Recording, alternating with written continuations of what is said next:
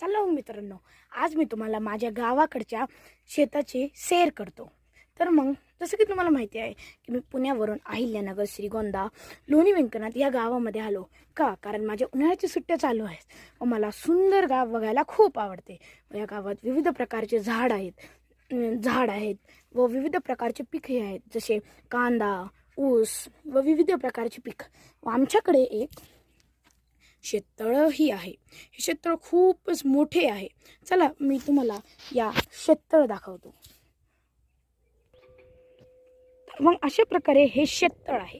हे शेततळ खूपच जुने आहे, याला 4 ते 5 वर्ष झाले आहे व मी या शेततळ्यामध्ये खूप पोहलोही आहे।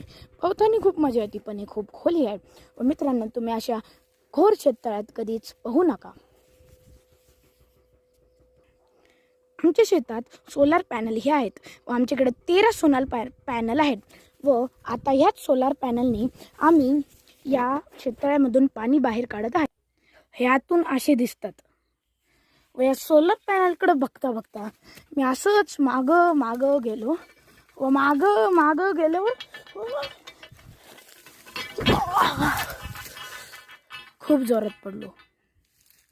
वेस्टेड, मी इथं खूप जोरात पडलेलो आहे। कसं तरी बाहेर